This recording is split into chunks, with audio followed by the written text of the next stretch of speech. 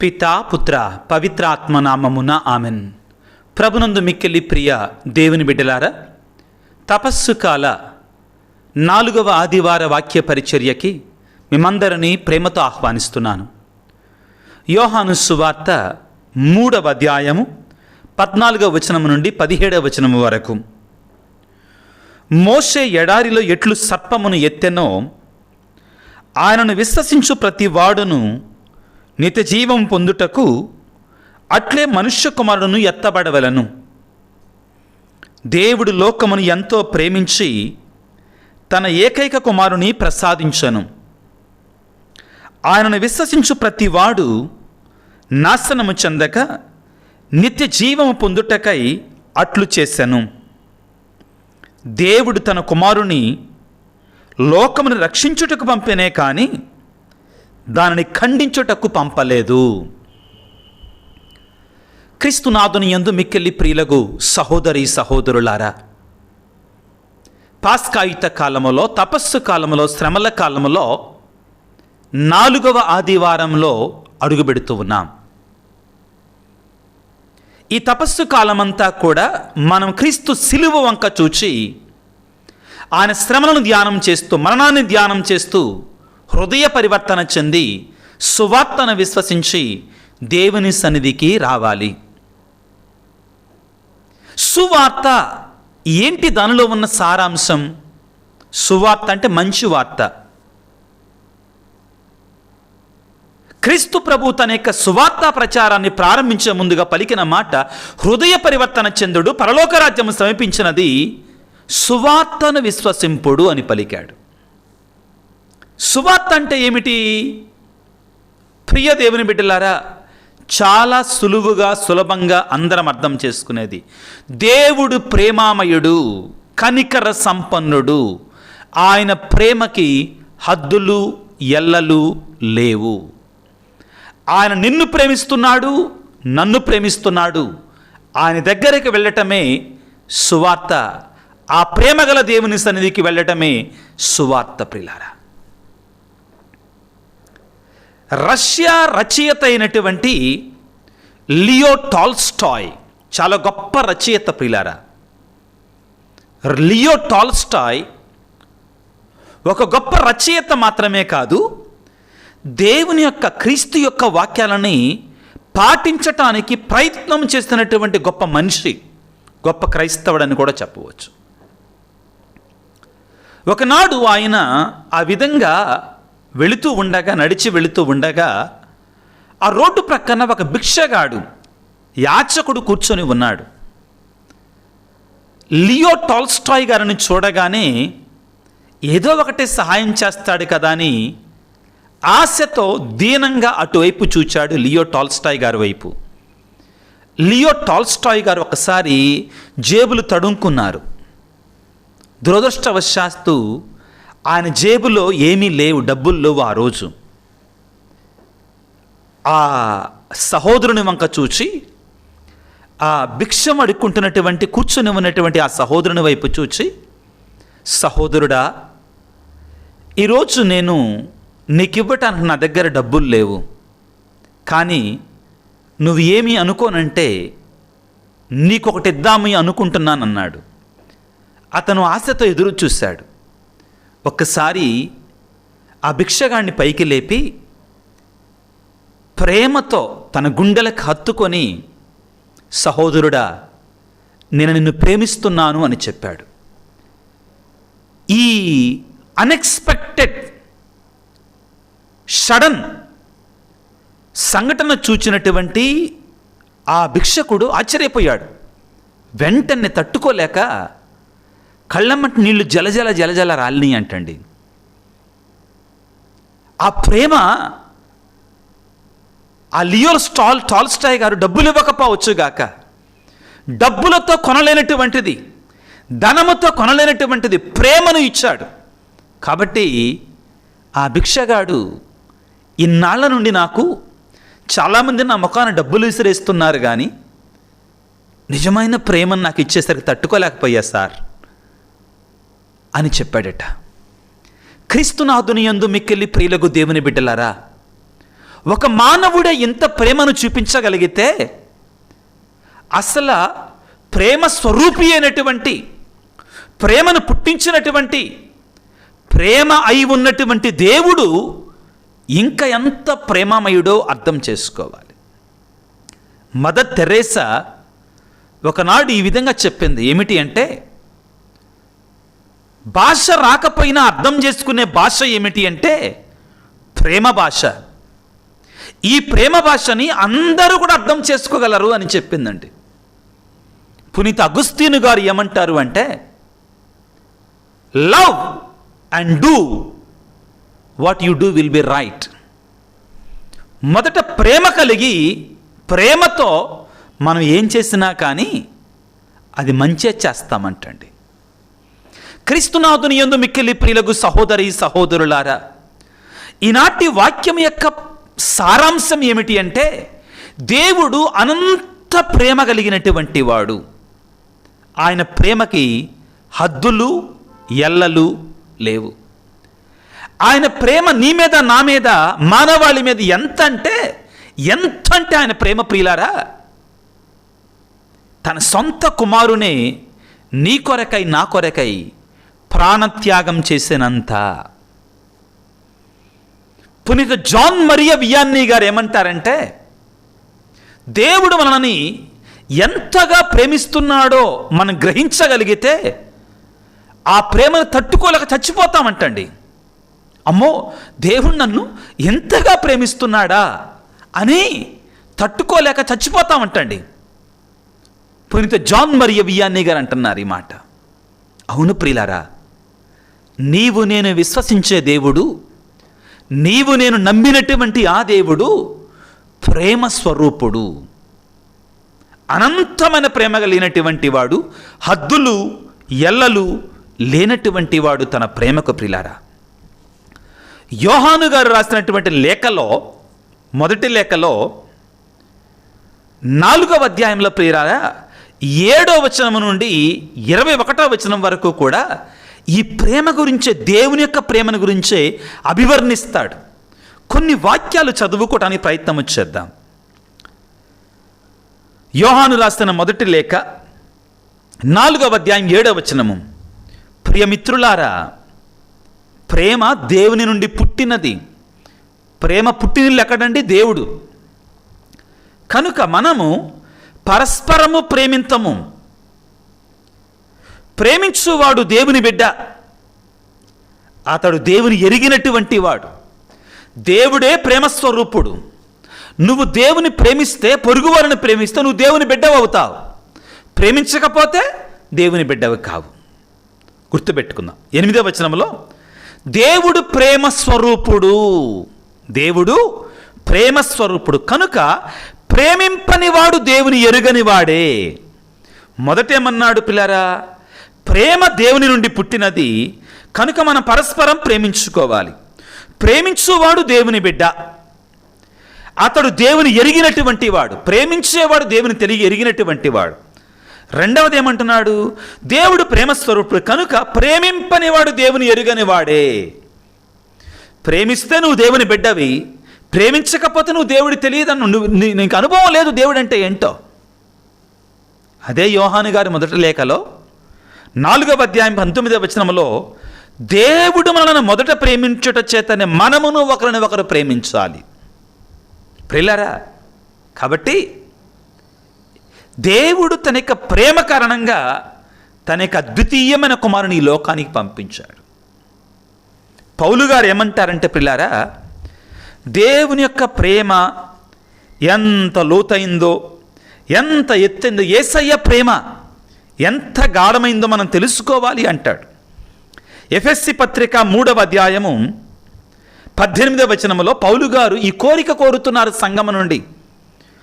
మీరు దైవ ప్రజలందరితో సహా క్రీస్తు ప్రేమ ఎంత విశాలమో, ఎంత దీర్ఘమో, ఎంత ఉన్నతమో, ఎంత గాఢమో గ్రహింపగల శక్తి వారు కావాలనని దేవునికి నా యొక్క విన్నపము. ఎంత చక్కటి మాట! దేవుని యొక్క ప్రేమ ఎంత గాఢమో, ఎంత విశాలమో, ఎంత దీర్ఘమో ఎంత ఉన్నతమో గ్రహించగలగాలి. గ్రహించలేమండి దేవుని యొక్క ప్రేమ. లోతులలోనికి వెళ్ళలేము, ఎత్తులలోనికి వెళ్ళలేము, విశాలతలోనికి మనం వెళ్ళలేము. ఎందుకంటే ఆయన ప్రేమ ఇంత, ఆయన ప్రేమ ఎంత ప్రియులారా. తన సొంత కుమారుని త్యాగం చేసి మనం కాపాడబడాలి, మనం రక్షించబడాలి అని ఆశపడినటువంటి మహా గొప్ప దేవుడు నీవు నేను నమ్మినటువంటి వాడు. సువిశేషాన్ని పిల్లారా మరొకసారి మనం జాగ్రత్తగా పరిశీలిస్తే యోహాను సువార్త 3వ అధ్యాయం 14వ వచనములో మోషే ఎట్లు సర్పమును ఎత్తెనో ఆయనను విశ్వసించు ప్రతివాడు నిత్య జీవం పొందుటకై అట్లే మనుష్య కుమారుని ఎత్తబడాలి. ఎక్కడ ఎత్తబడాలి? సిలువలో ఎత్తబడాలి. ఎక్కడ ఆయనను మనం చూడాలి? అటువైపు చూడాలంటే సిలువలో ఎత్తబడగా మనం ఆయనను చూడాలి ప్రియారా. ఎందుకంటే ఆయన సిలువను చూచినప్పుడు నిరుత్సాహపడటానికి కాదు, నీరసపడటానికి కాదు, భయపడటానికి కాదు, ధైర్యం తెచ్చుకోవటానికి, ఉత్సాహంగా ఉండటానికి నా కొరకై దేవుడు ఎంతగా ప్రేమను చూపించాడు. ఇది ప్రేమకు ప్రతిరూపం, గుర్తు ప్రియులారా. అందుకనే సిలువను ఏమంటారు? దైవ ప్రేమ నిదర్శనం అంటారు. ఎలాగా? ఈ నిలువు కమ్మైనటువంటి దేవునికి మానవునికి మధ్యలో ఉన్న ప్రేమ గురుతు. అడ్డకమ్మి అనేటువంటిది మనిషికి పొరుగువారి మధ్యలో ఉండవలసిన ప్రేమకి గురుతు అంటారు. కాబట్టి ఆ ప్రేమను మనతో పంచటానికి, ఆ యేసయ్య ప్రేమ, ఆ దేవుని యొక్క ప్రేమని మనం గుర్తుపెట్టుకొని మన పాపాన్ని విడిచిపెట్టి దేవుని సన్నిధికి రావడానికి.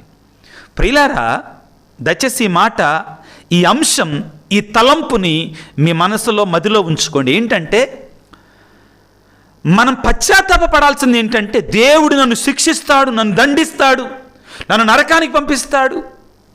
దీనికి భయపడి కాదండి ప్రేమించే దేవుణ్ణి, భయపడి కాదండి దేవుని దగ్గరికి రావాల్సింది. No no no.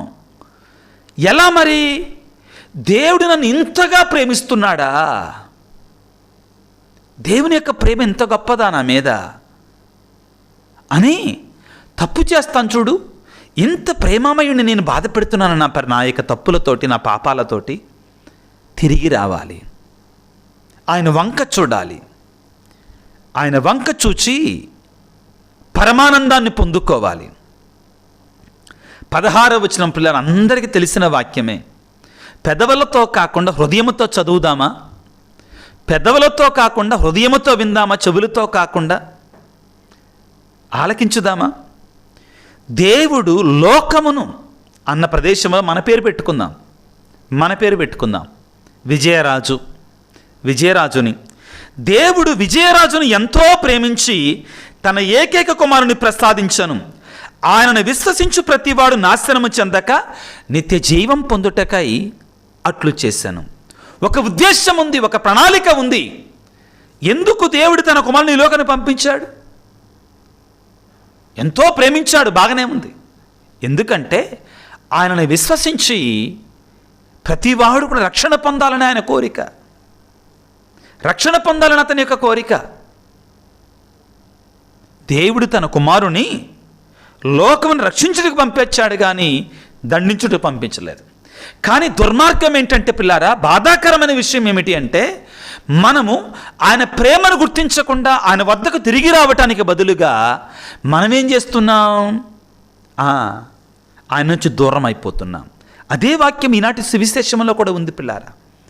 ఏమని ఉంది అంటే, ఇదిగో వాక్యం చదువుకుంటే యోహాను సువార్త 3వ అధ్యాయము 19వ వచనములో ఆ తీర్పు ఏమనగా, లోకమున వెలుగు అవతరించినది, కానీ మనుషులు దుష్కార్యములు చేయుచు వెలుగు కంటే చీకటినే ఎక్కువగా ప్రేమించుచుండిరి.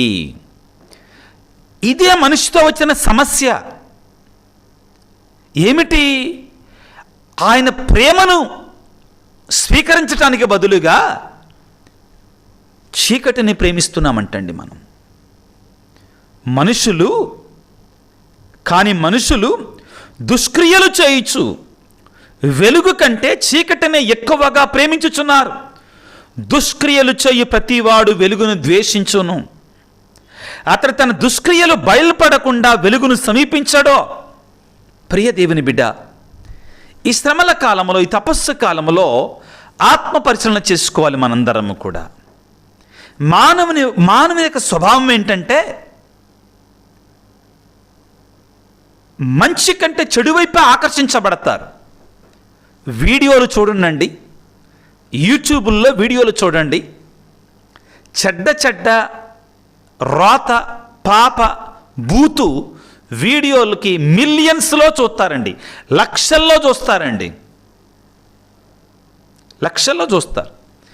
నీతిగా పవిత్రంగా దేవునికి సంబంధించిన వీడియోలు చూడాలంటే మనకి కష్టం ప్రియులారా. ఎవడైనా ఒక రాజకీయ నాయకుడు బూతులు మాట్లాడితే, చెడు మాట్లాడితే, రోత మాటలు మాట్లాడుతుంటే వీళ్ళేస్తారు, విజిల్లేస్తారు. లేకపోతే ఇంకా అవసరమైతే పిల్లారా దాన్ని మళ్ళీ రివైండ్ చేసుకొని చూస్తారు. చెడుకి ఆదరణ ఎక్కువ అంటుంది. తెలుగులో ఒక సామెత ఉంది కదా, అబద్ధం అంట మంచి చెప్పులు తొడుక్కునే లోబులోనంట అబద్ధం ఊరంతా తిరిగి వచ్చేస్తుంటండి. మంచి చెప్పులు తొడుక్కునే లోబులోనే బయలుదేరదామని చెప్పులు తొడుక్కునే లోబులోనే అబద్ధం ఊరంతా తిరిగి వచ్చి అంత పవర్ఫుల్ అంటండి చెడు. ఎలా ఉన్నావు నువ్వు ఈ తపస్సు కాలంలో? ఈ హృదయం, ఈ మనస్సు కూడా ఇర్మియా ప్రవక్త రాసిన గ్రంథంలో దేవుడు ఊరికే చెప్పాడా? హృదయము వ్యాధితో నిండిన కపట కేంద్రము, దానిని గ్రహించుట ఎవరి తరము? హృదయము వ్యాధితో నిండిన కపట కేంద్రము, దాన్ని గ్రహించుట ఎవరి తరము? దేవుడు ప్రేమ. ఆ ప్రేమను స్వీకరించుదాం, ప్రేమను పంచుదాం. ఇదే మన ప్రధానమైన బాధ్యత. ప్రియులకు దేవుని బిడ్డలారా, మొదటి పట్టణంలో రాజుల 2వ గ్రంథములో, రాజుల 2వ దినచర్య గ్రంథములో ఏమని చెప్తారు? ఇశ్రాయేలు ప్రజలు పాపములో పడిపోయారు, దేవుని వ్యతిరేకించారు, పాప కార్యములలో వారు జీవించారు. దేవునికి కోపం వచ్చింది. కోపం వచ్చి వారిని బాబిలోనియా రాజు నెబుకద్నెజర్ దగ్గర బానిసలుగా పంపించాడు. మళ్ళా వాళ్ళు పశ్చాత్తాపడగానే ఆ ప్రేమమయుడు, కనికర సంపన్నుడు, అనంతమైన హద్దులు లేనటువంటి ప్రేమ కలిగిన దేవుడు వెంటనే కనికరించి ఇదిగో పర్షియా రాజు ద్వారా ఇశ్రాయేలు ప్రజలను కాపాడాడు, మరలా విమోచించాడు, తన ప్రేమను చూపించాడు వారి మీద. నీ మీద నా మీద అంతే. తపస్సు కాలం యొక్క ప్రధానమైన ఉద్దేశం ఇదే, తలంపు ఇదే. ఏమిటి అంటే మనం దేవుని నుండి దూరం అయిపోయాం. దేవుని యొక్క కరుణ నుండి, ఆ ప్రేమమయుడి నుంచి మనం దూరం అయిపోయాం. లూకాసు వార్త 15వ అధ్యాయం 11వ వచనం నుంచి మనం చదువుకుంటే ఆ దేవుని దగ్గర సమస్తం ఉన్నటువంటి ఆ తప్పిపోయిన కుమారుడు పిల్లారా నాకొద్దు పో అన్నాడు దేవుని యొక్క ప్రేమని. దేవుని నుండి దూరం అవ్వగానే గొప్ప కరువు దాపురించిందంటండి, భయంకరమైన కరువు దాపురించిందంట. లూకాసు వార్త 15వ అధ్యాయంలో తండ్రి వద్ద నుండి వెళ్ళగానే అతనికి భయంకరమైన కరువు దాపురించింది పిల్లారా. లూకాసు వార్త 15వ అధ్యాయం 12వ వచనంలో తండ్రి అట్లే పంచి ఇచ్చాను, త్వరలో చిన్నవాడు తన ఆస్తిని సొమ్ము చేసుకుని దూరదేశంలో వెళ్ళాను, అక్కడ అతడు భోగ విలాసములతో ఆ ధనమంతయు దుర్వినియోగము చేశాను, తన ఆస్తినంతటిని మంట కలిపాను, అప్పుడు అతడు దారుణమైన కరువు దాపురించింది. ఇక్కడ కరువు అంటే దేవుని ప్రేమకు కరువు, తండ్రి ప్రేమకు కరువు ప్రియులారా. కరువు అంటే తండ్రి ప్రేమకు కరువు ప్రియులకు దేవుని బిడ్డలారా. అది అనుభవించాడు అతను. ఈనాడు ప్రియులకు దేవుని బిడ్డలారా, దేవుడు లోకమును ఎంతో ప్రేమించి తన ద్వితీయ కుమారుని మనకు ప్రసాదించాడు. దేని కొరకంట? ఆయనను విశ్వసించినటువంటి వాడు నిత్య జీవం పొందటానికి, నాశనము కావటానికి కాదు పిల్లారా, నిత్య జీవం పొందటానికి. కొరింథీయులకు రాసిన 2వ లేఖ 5వ అధ్యాయం 14వ వచనంలో ఏమని రాయబడి ఉందంటే, ఏలయనా మేము క్రీస్తు ప్రేమచే పరిపాలించబడుచున్నాము. We should be ruled by the love of God. మేము దేవుని ప్రేమ చేత పరిపాలించబడుతున్నాము. We should be governed by the love of God. దేవుని యొక్క ప్రేమ మనల్ని పరిపాలించాలి, మనం నడిపించాలి, మనకి అన్నిటిని కూడా చూపించాలి, నేర్పించాలి. అవును ప్రియులారా, ఆయన ప్రేమ మనం నడిపించాలి ప్రియులకు దేవుని బిడ్డలారా. అయితే ఇక్కడ మనం గుర్తుంచుకోవాల్సింది ఏమిటి అంటే పిల్లారా, ఆయన మనల్ని ప్రేమిస్తున్నాడు. ఆయన ప్రేమ అనంతమైనది, విశాలమైనట్టు, అద్దులు లేనటువంటిది, ఎల్లలు లేనటువంటిది. ఆ ప్రేమను పొందిన బిడ్డలుగా మనం కూడా ప్రేమామయులంగా మారాలి. ఇదే తపస్కాలం యొక్క ప్రధానమైన ఉద్దేశం. మనం కూడా ప్రేమ కలిగినటువంటి వారముగా మారాలి. మనలో ఉంటే మృగతత్వాన్ని తీసివేసుకోవాలి. పేతురు రాసినటువంటి మొదటి లేఖలో 4వ అధ్యాయం 8వ వచనంలో ఈ విధంగా సెలవిస్తూ ఉన్నాడు పిల్లరా, అన్నిటికంటే ముఖ్యముగా ఒకరి ఎడల ఒకరు ఎక్కువగా ప్రేమ కలవారై ఉండు. ఎలయన ప్రేమ పెక్కు పాపలను కప్పివేయును. ఒకరి ఎడల ఒకరు ప్రేమ కలిగి ఉండండి. ప్రేమ లేకపోతే ప్రయోజనం శూన్యం. ప్రియులకు దేవుని ఒకరి ఎడల ఒకరు ప్రేమ కలిగి ఉండాలి అని పలుకుతున్నాడు పిల్లరా. ఇదిగో గలతీ పత్రిక 6వ అధ్యాయం 9వ వచనంలో మనము సత్కార్యములు చేయుట విసుగు చెందరాదు. ఎలయన మనం అట్లు చేయుట యందు అలసట చెందకొన్నచో మన కృషి ఫలవంతమగు సమయము వచ్చును. ప్రియులారా, అవకాశము దొరికినప్పుడల్లా మనం అందరికీ అందు విశేషముగా మన విశ్వాసపు కుటుంబానికి చెందినటువంటి వారికి సహాయం చేయుచుండవలను. గలతీ పత్రిక 6వ అధ్యాయం 9, 10 వచనములు. ప్రియ దేవుని బిడ్డలారా, మనలో ఒకవేళ ప్రేమ లేని తత్వం ఉన్నట్లయితే, కక్షలు, కార్పణ్యాలు, క్రోధం మనలో ఉన్నట్టయితే దాన్ని తీసివేసుకున్నప్పుడు దేవుడు ఇష్టపడడు. ఈ తపస్సు కాలంలో ముఖ్యంగా పిల్లారా, ఈ ఆదివారాన్ని ఏమంటారు అంటే పిల్లారా, గౌదేతే ఆదివారం అంటారు, రిజాయిసింగ్ సండే అంటారండి. దాని అర్థం ఏంటంటే ఆనందించేటువంటి, పరమానందాన్ని పొందేటువంటి ఆదివారం. అంటే ఎందుకని? దేవుడు ప్రేమామయుడు కాబట్టి, ఆయన ప్రేమకు హద్దులు లేదు కాబట్టి, ఆయన మనల్ని పిలిచి మనల్ని క్షమించి తన యొక్క అపారమైన ప్రేమను మన మీద కుమ్మరిస్తాడు కాబట్టి ఆనందించు. నీ పాపాన్ని విడిచిపెట్టో, నీ దోషాలను విడిచిపెట్టో, దేవుని దగ్గరికి రా. ఆయన ఇస్తాడు పరమానందాన్నే. ఎందుకు నువ్వు వెళ్ళటం? నిన్ను హింసించి, నిన్ను బానిసగా చేసి, పాపములో నిన్ను చంపివేసేటువంటి, శాంతి లేకుండా, సమాధానం లేకుండా ఉండేటువంటి అక్కడికి వెళ్ళటం ఎందుకో? సంతోషించి అక్కడికి వచ్చే రిజాయిసింగ్ సండే. దేవుడు నిన్ను క్షమిస్తున్నాడు, నిన్ను మన్నిస్తున్నాడు, నిన్ను ప్రేమిస్తానంటున్నాడు. ఆ ప్రేమామయుడి దగ్గరికి రా, అన్నను దీవిస్తాడు, ఆశీర్వదిస్తాడు. అంత మాత్రం సరిపోలా, నీవు కూడా ఆ ప్రేమని, ఆ సంతోషాన్ని, ఆ పరమానందాన్ని ఇతరులకు పంచిపెట్టు. అప్పుడు ప్రియులకు దేవుని బిడ్డలారా, ఈ ఆదివారం యొక్క వాక్యానికి పరమార్థం ఉంటుంది. రిజాయిసింగ్ సండే, ఆనందించవలసినటువంటి ఆదివారం. దేవుడు నన్ను ప్రేమిస్తున్నాడని ఆనందించటం, దేవుడు నాకు తోడుగా ఉన్నాడని ఆనందించటం, యేసయ్య నా కొరకు మరణించాడని ఆనందించటం, నా పాపాలు ఆ సిలువలో నన్ను కడిగి వేస్తున్నాడు, నన్ను శుద్ధి చేస్తున్నాడు, ఆయన సిలువలో కాచిన రక్తము ద్వారా నన్ను కడిగి వేస్తున్నాడు. ఇది మనం ఆనందించడానికి ఉండవలసిన ప్రధానమైన ఉద్దేశం, కారణం. ప్రియులారా, దేవుని వేడుకుందాం ఈ రోజున. ఓ ప్రేమగల తండ్రి, నీకు స్తోత్రాలు. నీ అనంతమైన ప్రేమలో నన్ను చెరదీసి, ఈ పాపినైన నన్ను ప్రేమిస్తూ, బిడ్డా సంతోషించు, బాధపడకు అని పలికి, నేను నిన్ను ప్రేమిస్తున్నట్లుగా మీరును ఒకరిని ప్రేమించండి. యోహాను సువార్తలోనే ప్రభు ఏమంటాడు పిల్లారా, నేను మిమ్ము ప్రేమించినట్లుగా మీరును ఒకరు తద్వారా మీరు నా శిష్యులని తెలుసుకుంటారు ఇతరులందరూ కూడా. అందుకు కావాల్సిన శక్తిని ప్రసాదించమని వేడుకుందాం.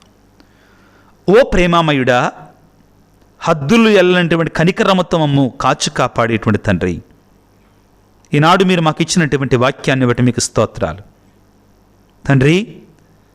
ఈ తపస్సు కాల 4వ ఆదివారం రోజున మరొక్కసారి మా జ్ఞాపకం చేస్తున్నావు తండ్రి. నీ ప్రేమను గురించి, నీ అపారమైన అనంతమైన ప్రేమను గురించి మా జ్ఞాపకం చేస్తున్నావు. నీకు స్తోత్రాలయ్యా, నీకు వందనాలు ప్రభువా. పాపులమైన మమ్ము పోద్రోయక, మమ్ము క్షమించి, మమ్ము మన్నించి, నీ కుమారుని ఈ లోకం కొరకే పంపించి, మా కొరకే ఆయన మరణంపాలయ్యి, మా పాపాలు క్షమించి, మరణాన్ని, పాపాన్ని, సాతానును జయించి మాకు ఆత్మీయ విజయాన్ని ప్రసాదించిన గొప్ప దేవా, నీకు స్తోత్రాలు తండ్రి. ఈనాడు ఈ వాక్య పరిచర్యలో పాల్గొంటున్నట్టు మేమందరము కూడా కొంచెమైనా కానీ ప్రేమను పెంచుకునేటట్లుగా మాలో ఉన్న పగలని, ద్వేషాలని, కక్షలని, కార్పణ్యాలను తొలగించుకొని ఈనాడు కొంతమంది నన్ను క్షమించి వారితో సఖ్యపడి, నీతో సఖ్యపడి నీ ప్రేమను పొందుకునే బిడ్డలాగా మమ్మల్ని దీవించు నాయన. ప్రత్యేకమైన రీతిలో ప్రభువా, ఎవరైతే భార్యాభర్తల మధ్యలో, అన్నదమ్ములు అక్కచెల్లెండ్ల మధ్యలో, తల్లిదండ్రులు పిల్లల మధ్యలో సఖ్యత లేక, శాంతి లేక, సమాధానం లేక వేదనాపూరితమైన జీవితాలు జీవిస్తున్నారో వారి మధ్యలో ప్రేమను నింపండి ప్రభువా. నీ పరిశుద్ధాత్మ అభిషేకాన్ని వారికి దాయిచేయండి. నీ పవిత్రాత్మ ఆశీర్వాదాలను వారికి సమృద్ధిగా దాయిచేయండి నాయన. అనారోగ్యముతో బాధపడుతున్న బిడ్డ ప్రభు నీ సిలువ రక్తముతో ప్రోక్షించి శుద్ధి చేసి స్వస్థపరచండి. మా కొరకు ప్రార్థించండి స్వామి అని ఎవరైతే మెసేజ్లు ఉంచుతున్నారో తండ్రి, వారందరినీ జ్ఞాపకం ఉంచుకుంటున్నా తండ్రి. ఈ వీడియోలో, ఇతర వీడియోలలో పెడుతున్నటువంటి వారందరి కోసం ప్రార్థిస్తున్నాను తండ్రి. ఎంతో వేదనతో, గుండె పగిలినట్టు రోదనతో, కన్నీటితో ప్రభు నీ బిడ్డలు ప్రభు స్వామి మా కోసం ప్రార్థన చేయండి. దేవుని సన్నిధిలో మా కొరకే మొరపెట్టండి. వివిధ రకాల ఇరుకులు, ఇబ్బందుల గురించి అడుగుతున్నారు ప్రభుగా. వారి ఉద్దేశాలని, వారి మెసేజ్లన్నింటిని దీవించమని, ఆశీర్వదించమని, నీ ప్రేమతో వారిని నింపమని, నీ ప్రేమతో వారిని అభిషేకించమని మా ప్రభు అయిన క్రీస్తు ద్వారా వేడుకొనుచున్నాము తండ్రి. ఆమెన్.